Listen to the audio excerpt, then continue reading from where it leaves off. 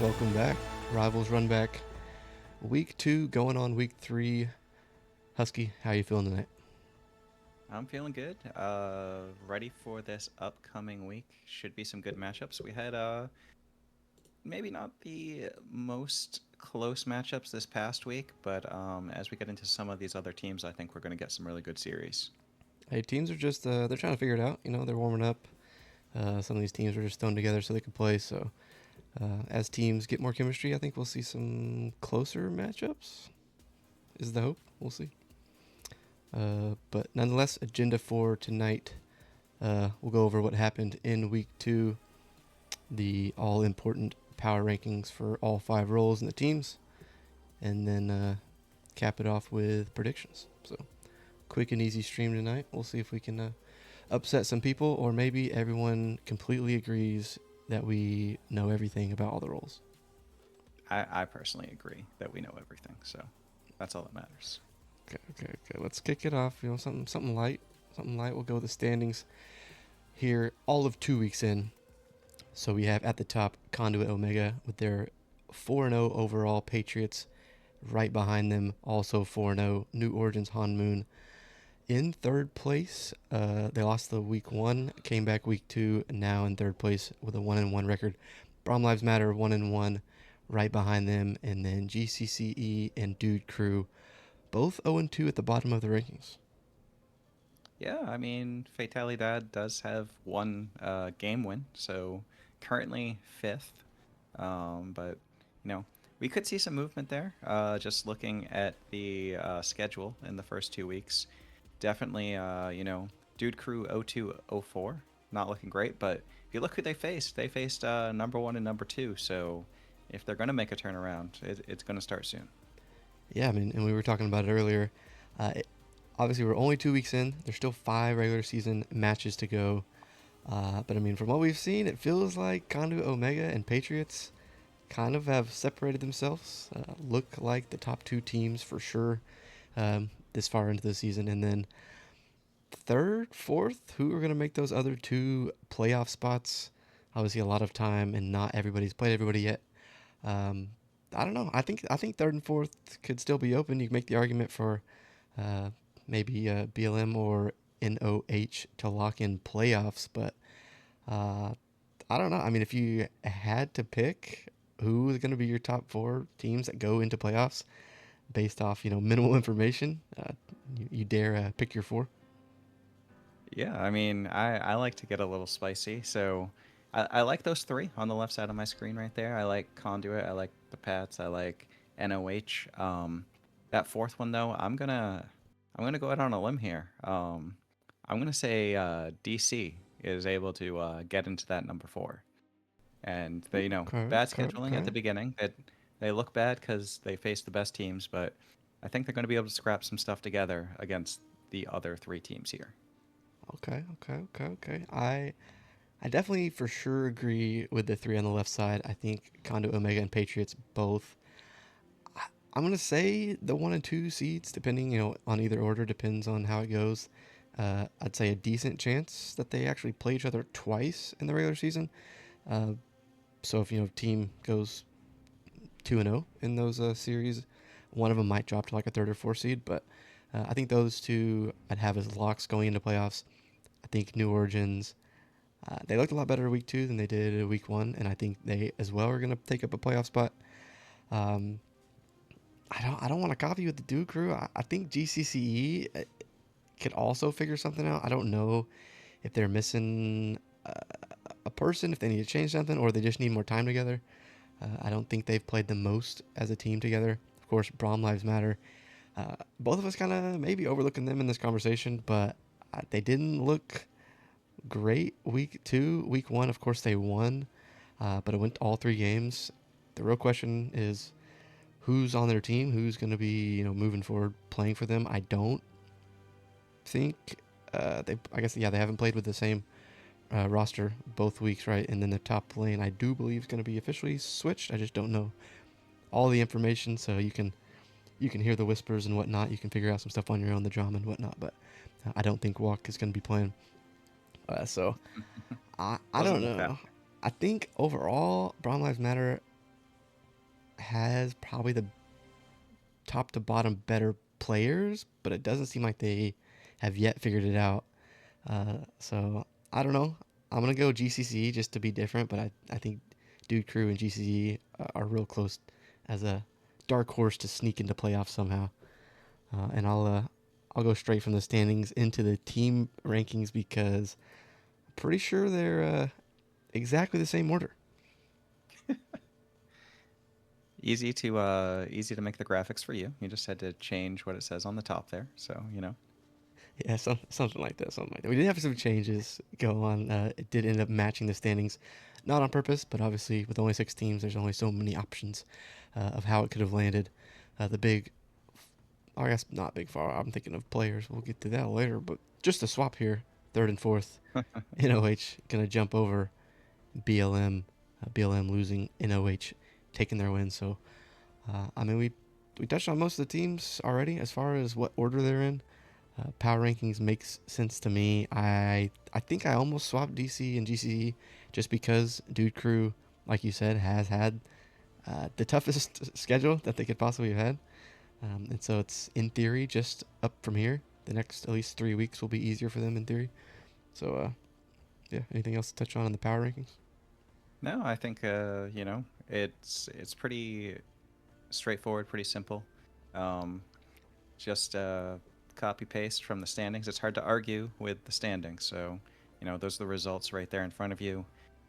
Um, like you said, maybe Dude Crew could go up a little because strength of schedule, but they haven't won a game yet, and everyone else has, so they kind of have to stay at the bottom until they prove different. True. Gotta put a little bit of, as I hit the wrong button, a little bit of a slight respect we'll put for GCC because they did take that game um, from Brown Lives Matter. So I almost forgot. Of course, people want to see how well or terribly some people are. So I'll pop up the stats real quick. All of 2 weeks in. I'm not gonna go through all of them, or this would take quite a long time. But this is, of course, on the document. A few things to me were sticking out. Uh, Jack and Rich, of course, on Brown Lives Matter, and they're 1-1. We have them in the bottom half right now, leading the kills by a decent margin there. So getting a lot of kills, just not able to, I guess, turn that into swift 2-0 victories for their team. Um, I guess maybe on the opposite side of that same coin, you have a few people from that team three in the death leaderboard stat. So maybe counteracting all the kills that Jack and Rich is getting. Of course, he himself is on the death leaderboard, but three of the BLM members on the death leaderboard. And then another one that's sticking out to me, uh, BK's. I guess he's just here to collect gold and kill towers. I think he's maybe on another leaderboard somewhere, but don't quote me. But killing it in the tower department. So yeah, a few stats that are definitely people at the top are separating themselves. Yeah, I mean, clearly BLM likes to fight a lot when they're at the top of the kills and at the top of the deaths. Um, you know, chat's pointing out that 3 Omegas are in the KDA. When you win, you happen to get good KDA, so that makes a lot of sense there.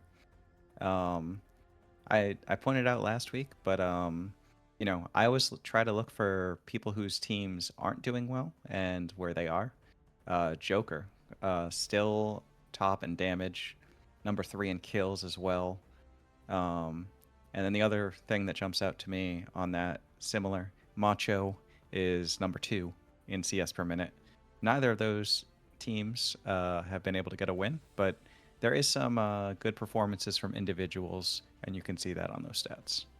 Yeah, and I think that just goes to show that both those teams have at least one carry on their team. Uh, Joker, I mean, the damage dealt it really isn't close between one and two. I mean, a few people that are pretty high in general all of through 2 weeks, but yeah, Joker might need a little bit of help. GCC, if you can help that man out, he's doing some damage, doing what he can. And then I agree with you. And of course, the most important stat that nobody uh, cares about except for the supports because they know what they be doing is the vision. Of course, can't forget that.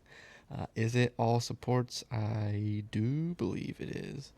It is, and Oh, you're gonna point it out again? for the second week in a row, we have a There is one support not on the list. It's the same one as last week, so you know, uh, you guys can look at the sheet, look at that, and you know, everyone can figure out who it is. But not going to call them out on stream. Not gonna call him out. It's just wins are wins. Vision is just a piece of the puzzle, we'll say. Uh, but there are your stats through 2 weeks. Um, yeah, let's let's just get right into it. What role shall we do first for the power rankings through 2 weeks? Support is going to be called out first, so let's see if anything shook out. We did, Husky and I both 100% agreed on two roles this week, and it was AD carry and support. So maybe we're both wrong or we're both correct. Either way, here they are. You have Poodle 25 staying at number 1, Aspect of Noxus jumping up from 3 to 2, Star Ravenfire following suit, jumping up from 4 to 3. Adrian Legitness as well, going to hop up a spot from 5th to 4th. And the faller is going to be Tiny Fist of Fury, who only played one game this week at support, played a game top lane in their series, going to fall from 2 down to 5th. And then Funny, I'm assuming it's Funny Dude, but Funny Dud, I don't know, 99, gonna stay at 6th. Any of these stick out to you? I mean, obviously, we got to kind of talk about that fall right there. And I think Tiny Fist of Fury is a good player, but definitely a tough week for them. You mentioned that they only played one game, but not the best looking game for them in that. So definitely going to fall there. Kind of had everyone else move up because of that. Obviously, Poodle has been at the top of the power rankings, I think, for almost a season straight now. So, you know, until we get a loss, they're going to stay up there. Aspects, you know, we had some doubts coming into the season, but so far, looking pretty good. But we'll see how everything goes. But I think this is, like you said, we were pretty tied on everything. We agreed on this, so it seemed pretty straightforward. Yeah, Poodle pulling out two different playstyle champions in the tank versus, I guess you call it Karma and Enchanter. You can call it damage, however you want to play her. Maybe you can play tank Karma, I don't know. Aspect rocking two enchanters this week. I don't remember Star Raven popped off with kind of two enchanters. Um, and the Tiny Fist Fury only with that one game on the Sarah. It's kind of tough. That was the stream match, right? Yeah, I think I have a good Yep, memory. Maybe that was all of it 2 days was. ago. But pull out the Seraphine. I mean, I don't think the Seraphine necessarily looked terrible. Maybe it was partially game state as their team was decently behind most all the game, but um, I don't know. Just 09, Yeah, I 08. mean, Your 80 carry really didn't have a chance to get online at any point. So if your 80 carry does you're a poorly, you squishy. get blamed twice, I guess. Yeah, you're a squishy champ. The other team had a lot of people who just blew up squishy champs, so hard hard to do well, especially when you're behind. So you know, it is what it is. One bad game. Sure, we'll see a bounce back. Yeah, and it was Adrian that I was thinking of. I think the bottom three were actually a little tough, just because someone falling from the top half to the bottom half. It's always kind of interesting on how the people around them, you know, jumping over a player that drops. Do they deserve to rise, or are they just kind of jumping over people by default? I think Adrian Legitness actually had a decent week, and then Funny Dead really didn't even have like a terrible week. Like the Seraphine actually looked pretty solid. The Nautilus actually looked all right as well. I'd say the games just didn't go their way. So um, obviously with only 6 people, you got to be ranked somewhere. Someone's got to be last, but we'll see if they can go up the power rankings or not. All right, that is your support power rankings. Most important role, some would say, through 2 weeks. What role do we have next? Anything before this didn't really count, but he's too quick with it. It's still going to be jungle as called out. Let's see what we got.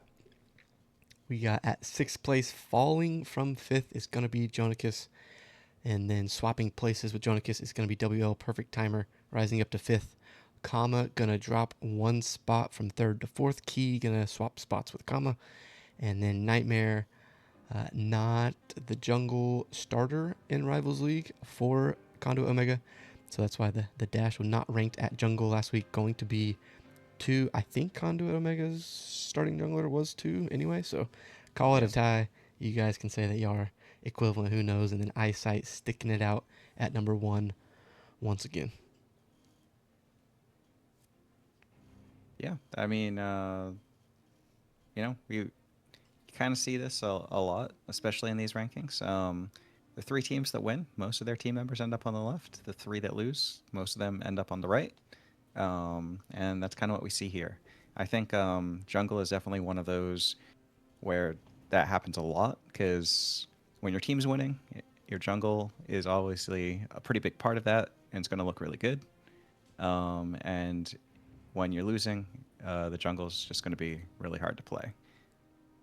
True, true. You just get blamed. If you lose, you get blamed. So you obviously go Yeah. down. 3 hard losing lanes. Why don't you just gank the whole time? What the heck, man? Yeah, yeah, true, true. So Key had a definitely a better week this week. Obviously, we got to see more as it was on stream week 1. What happened in that game 2? But this week, Key looked a lot better. And then, of course, we had Kama under the microscope this week. That game 1 on the Wukong, not the best showing. Could have maybe even argued Kama could have dropped another spot, but I think the game 2 was fine.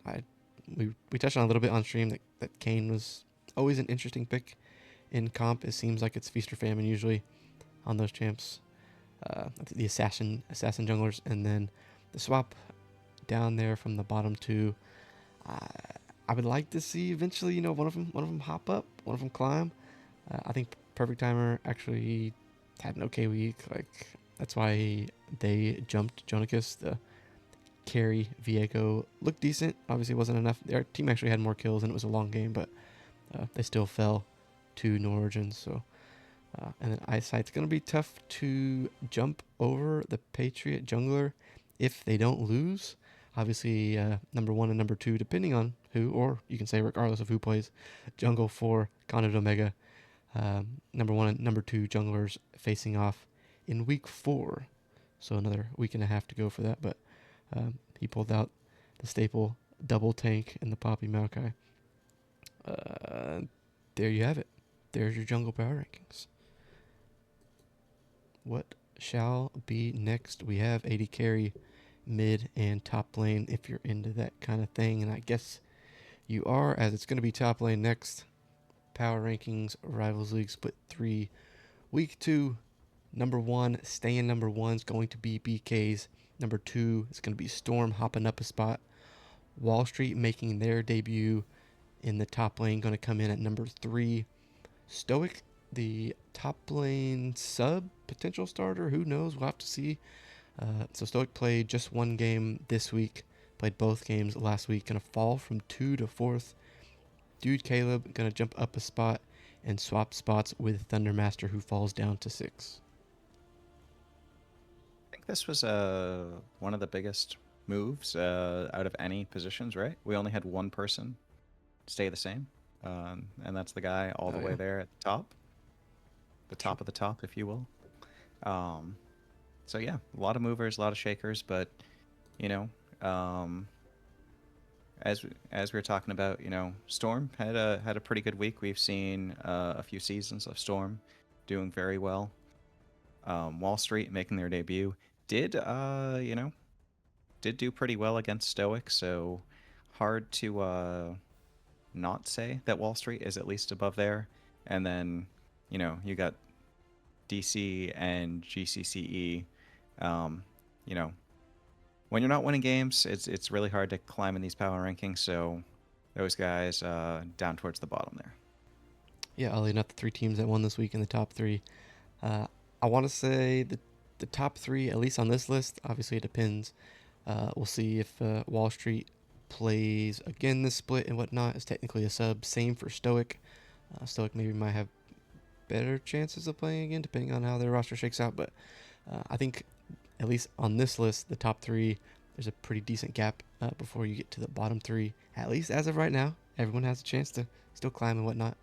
I think the gap between 1 and 2 decreased a little bit this week. It's still going to stay at 1 for BKs. The Renekton game looked like it left some to be desired, but because Storm played well this week, and it looked like in both games, but also played against the top laner who we have ranked last. So that means something to an extent. And then Wall Street, I want to say, looked really good game one. Blind pick, was it what, B1 Aurora, right? So anytime Yeah. your top laner will go ahead and just first pick, that gets some extra bonus points there. But the KO, I guess, really didn't have to do much, so not really any big ding there. And then again, Stoic only played the one game, got subbed out or had to go, or who knows the backstory there. Dude Caleb at fifth. It was almost tempting to move Dude Caleb up to four. The Ornn game actually looked like it was pretty solid. The Ambessa maybe not so much. Uh, but yeah, and then Thundermaster, I, I mean, he's not like hard feeding by any means. He only died 3 times in both games. Played tank duty in the top side. It's one of the players that I know, at least offhand, is off role. Uh, but I mean, at least game one looked like he did decent against our number 2 top laner. So I don't know. Hey, I don't Yeah. know. I I don't know. mean, I don't know that anyone really played bad, like you said. But yeah, I mean, when your team's losing, it's hard to move up, and we got some heavy hitters here at the top of this top power ranking. The top of the top. Cool, cool, cool. All right, that is your top lane power rankings. All of 2 weeks in. Who shall we go next? The two carry roles. I guess you could say top. You could say every role is a carry role, but bottom lane or middle lane, it's going to be 80 carry next. No love for the mid laners tonight. I guess they're all sleeping or practicing. Who knows? But it's going to be 80 carry or bot lane since we see a decent amount of AP carries come out. So say bottom lane power rankings at 1, going to stay number 1. Might be tough to jump over the entire split. Is going to be Concrete of Conduit Omega.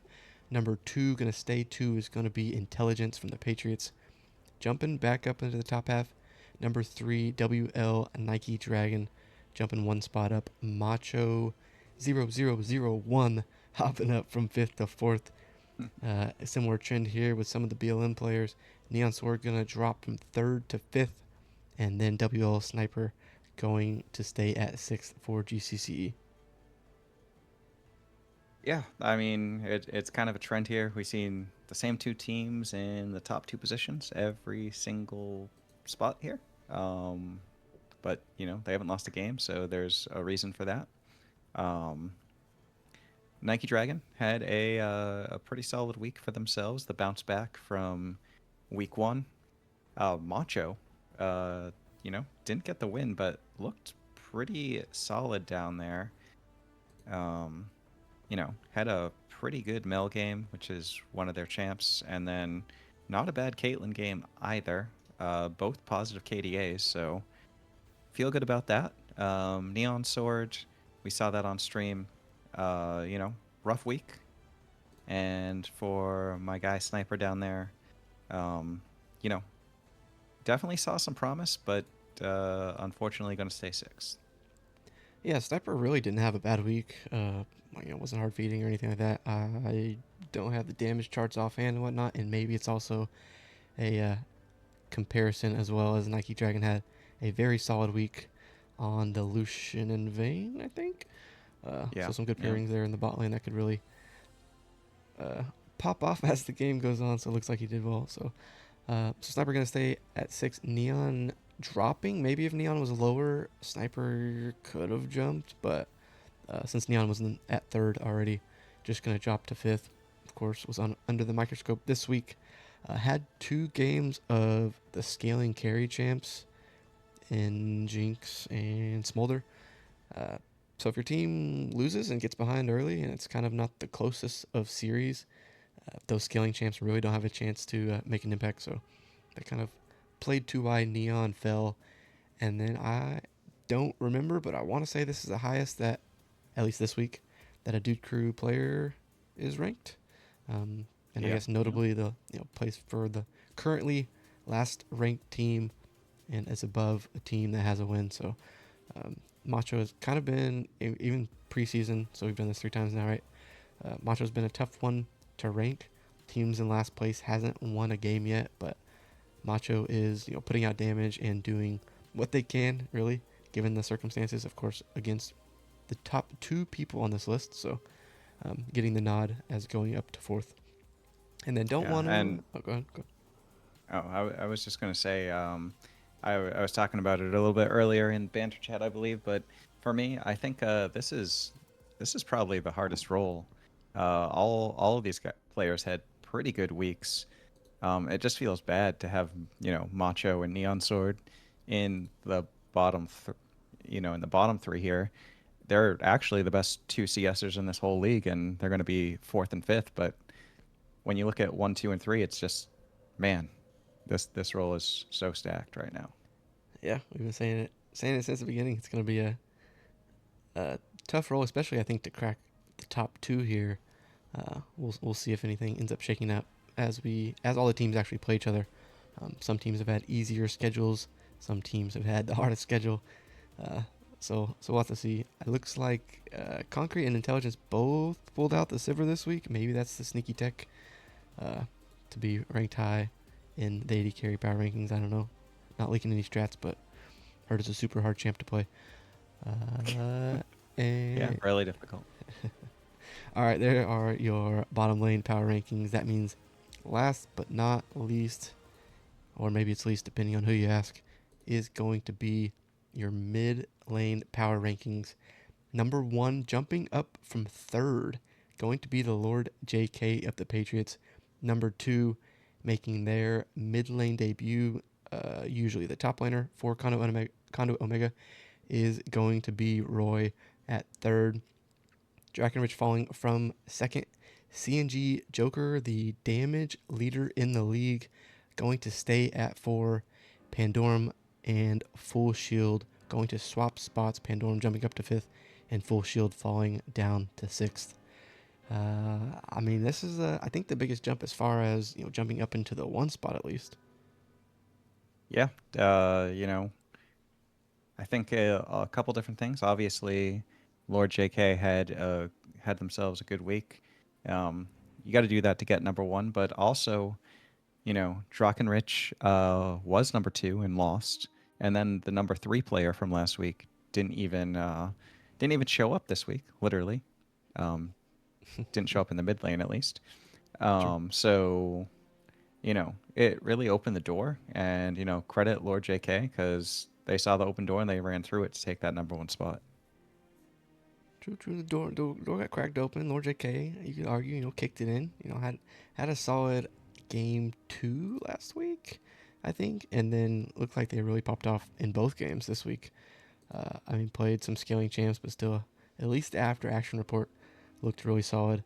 Now, maybe you could make the argument of if we're gonna say Full Shield's currently in sixth place in the mid lane, that was Lord JK's opponent, but that's all right. Roy, of course, not being on the list previously, you usually get minus half a point if you're new to a list, and then Drakenrich falling.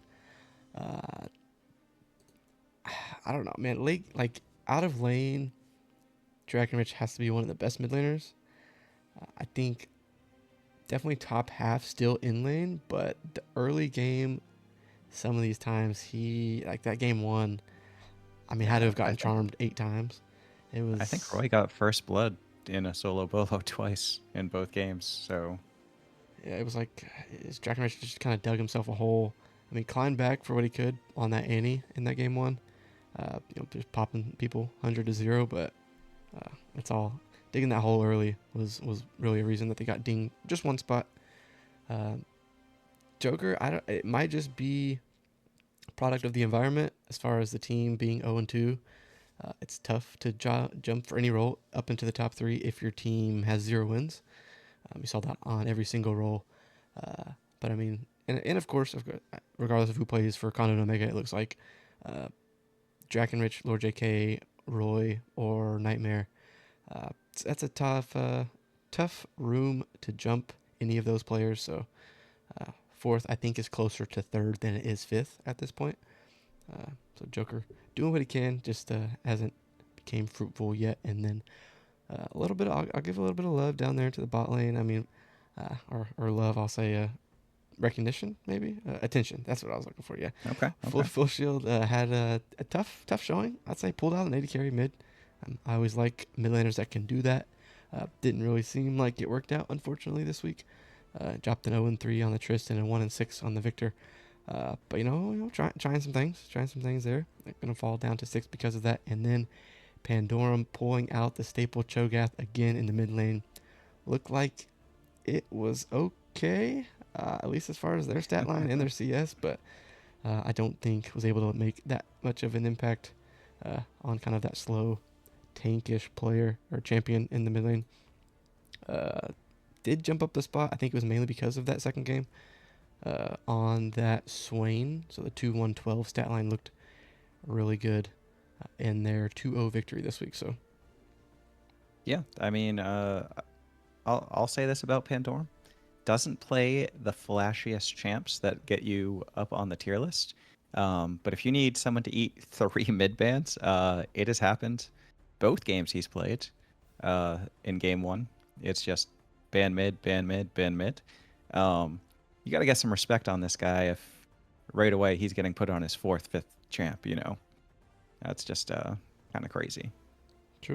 true. So that's why it's from an individual standpoint, obviously it's the gameplay. I don't know. Maybe we could put a little bit of weight on how much they get banned and when they pick and whatnot.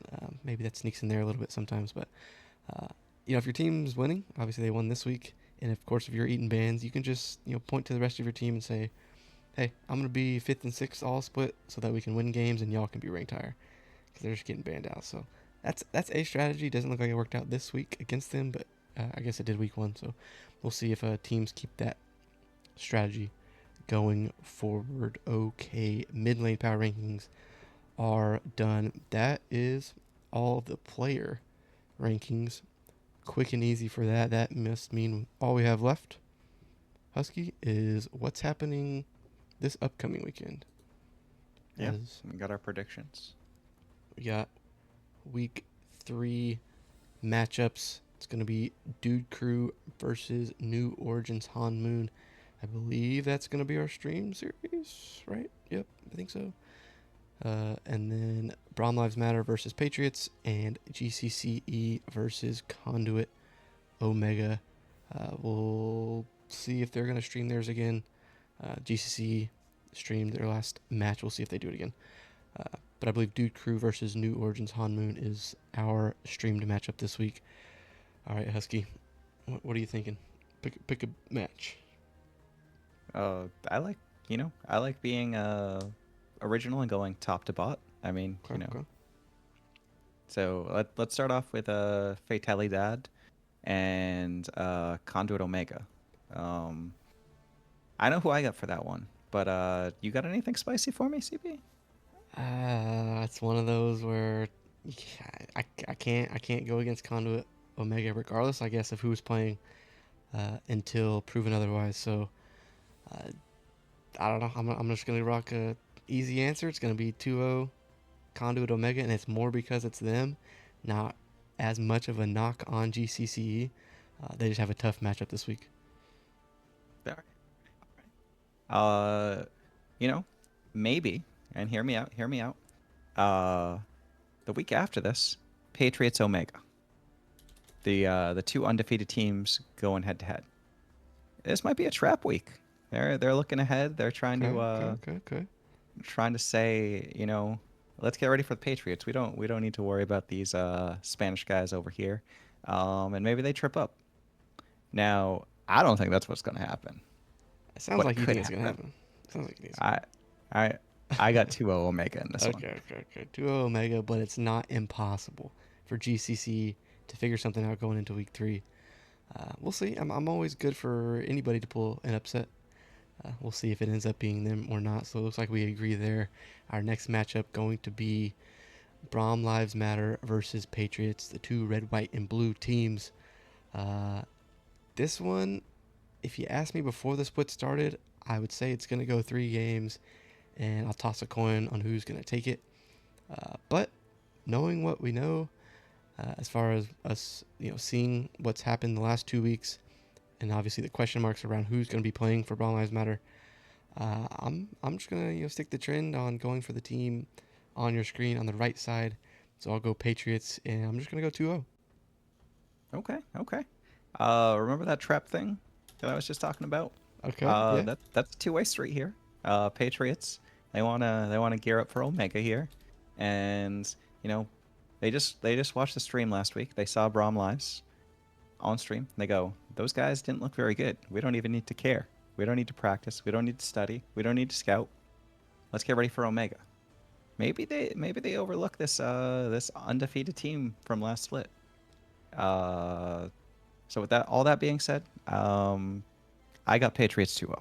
Okay, I'm seeing a trend here. I'm seeing a trend here. I'm hearing a little bit of a bait, a little bit of bait and switch we got going on from you tonight. But no, I feel you on that. I feel both of them could happen. If you had to pick one, who has a better chance of pulling an upset, GCCE or Braun Lives Matter? I'd have to go with BLM. Okay. We'll see. Maybe they figure out the roster, get some practice in, and it becomes a close one. We shall see. Last but not least, streamed matchup of the week.